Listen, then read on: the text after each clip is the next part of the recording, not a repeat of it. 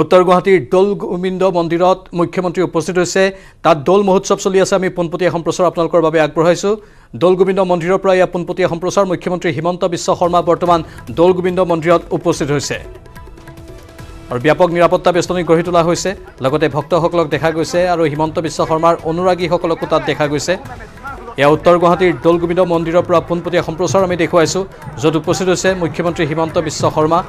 দৌল মহোৎসৱ চলি আছে তাত আৰু দৌল মহোৎসৱত অংশ ল'বলৈ মুখ্যমন্ত্ৰী হিমন্ত বিশ্ব শৰ্মা তাত গৈ উপস্থিত হৈছে। আপোনালোকে দৃশ্যসমূহ প্ৰত্যক্ষ কৰিছে।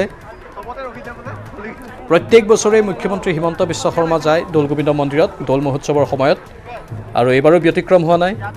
আৰু পূৰ্বৰ যি আমি এক বিশেষ দৃশ্য দেখিবলৈ পাওঁ, যেতিয়া মুখ্যমন্ত্ৰী হিমন্ত বিশ্ব শৰ্মা উপস্থিত হয় তেতিয়াই তেওঁৰ লগত চেলফি উঠিবলৈ বহু সংখ্যক লোকৰ সমাগম হয়।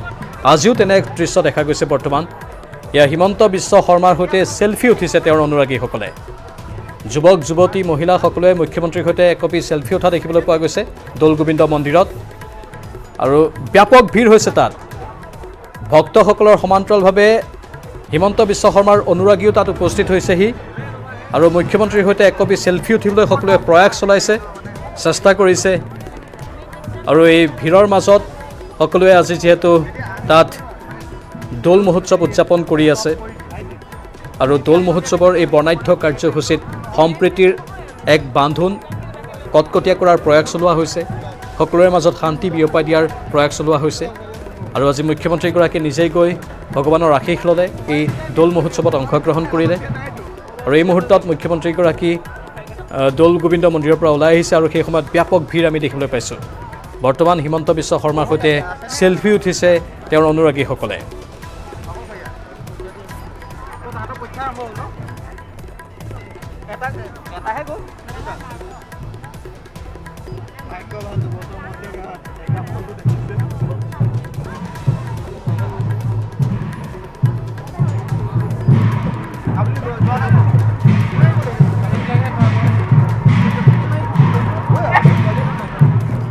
খোল তালৰ শব্দত এতিয়া মুখৰিত হৈ পৰিছে দৌল গোবিন্দ মন্দিৰৰ চৌহদ।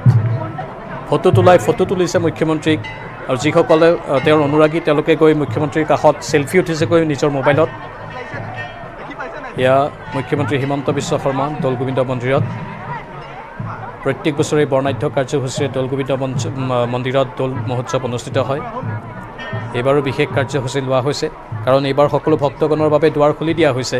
পূৰ্বতে বিগত দুবছৰ ক'ভিডৰ নীতি নিয়মৰ বাবে অনুষ্টুপীয়াকৈ এই দৌল মহোৎসৱ উদযাপন কৰা হৈছিল। বহু সংখ্যক ভক্তৰ ভিৰ হ'বলৈ তাত দিয়া হোৱা নাছিল। কিন্তু এইবাৰ যিহেতু ক'ভিড মুক্ত হৈ পৰিছে অসম, সেয়েহে ক'ভিড মুক্ত হোৱাৰ লগে লগেই ব্যাপক ৰূপত আৰু বিস্তৃত ৰূপত এই দৌল মহোৎসৱ উদযাপন কৰা হৈছে।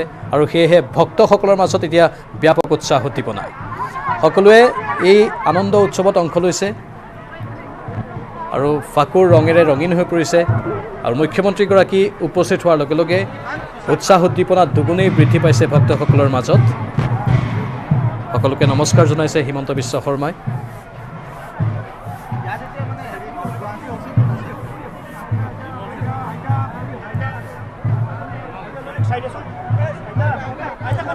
ৰাজ্যৰ বিভিন্ন প্ৰান্তৰ পৰা ভক্তসকল আহে মহাপ্ৰভু শ্ৰী শ্ৰী দৌল গোবিন্দ মন্দিৰত, আৰু ইয়াৰ পৰিৱেশ আমি আপোনালোকক সামগ্ৰিক ৰূপত দেখুৱাই আছোঁ। তিনিদিনীয়া কাৰ্যসূচীৰে যিহেতু দৌল গোবিন্দ মন্দিৰত এই দৌল মহোৎসৱ অনুষ্ঠিত হৈছে, আৰু এই কাৰ্যসূচীত সকলো ভক্তই অংশগ্ৰহণ কৰি নিজৰ মনৰ আনন্দ প্ৰকাশ কৰিছে। আৰু সকলোৱে এটাই কামনা কৰিছে ভগৱানৰ ওচৰত, যাতে অসূয়া অপ্ৰীতিসমূহ নাশ হওক, শান্তিময় পৰিৱেশে বিৰাজ কৰি থাকক, সকলোৰে উন্নতি হওক, সমাজৰ উন্নতি হওক, আমাৰ সংস্কৃতিৰ বা কৃষ্টিৰ উন্নতি হওক। সেয়াই এতিয়া কামনা কৰি প্ৰাৰ্থনা কৰি দৌল গোবিন্দ মন্দিৰত ভক্তসকলৰ ভিৰ আমি দেখা পাইছোঁ। আৰু মুখ্যমন্ত্ৰীগৰাকী উপস্থিত হোৱাৰ এই সময়তো ব্যাপক উৎসাহ উদ্দীপনা দৰ্শকসকলৰ মাজত, ভক্তসকলৰ মাজত।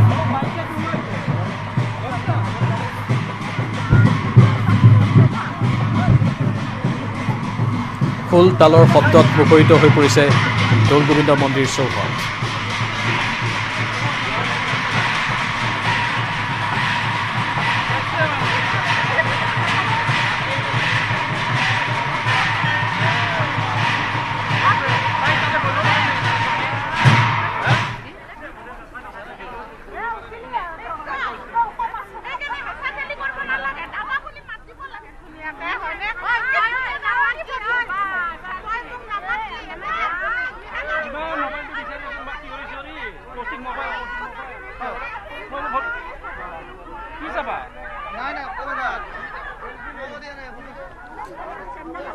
প্ৰকৃতিৰ এই ভৰ যৌৱনৰ সময়ত মানুহৰ মন প্ৰাণো উদ্বেলিত হৈ পৰে আৰু সকলোৱে লগে ভাগে এই ফল্গু উৎসৱৰ আনন্দ উপভোগ কৰে।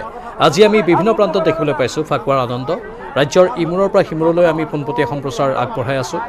বৰপেটা সত্ৰলৈও আমি গৈছোঁ আজি দিনৰ ভাগত আৰু বিয়লিৰ ভাগতো যাম। বৰপেটা সত্ৰত যিহেতু বৰ্ণাঢ্য কাৰ্যসূচী প্ৰত্যেক বছৰে অনুষ্ঠিত হয়, যাক দেউল বুলি কোৱা হয়, আৰু দৌল গোবিন্দ মন্দিৰতো একেই নীতি নিয়ম একেই প্ৰথাৰেই ভগৱান শ্ৰীকৃষ্ণৰ আৰাধনা কৰা হয়, ভগৱান প্ৰভুৰ আৰাধনা কৰা হয় আৰু এই দৌল মহোৎসৱৰ সময়তেই এক অনন্য পৰিৱেশে বিৰাজ কৰে।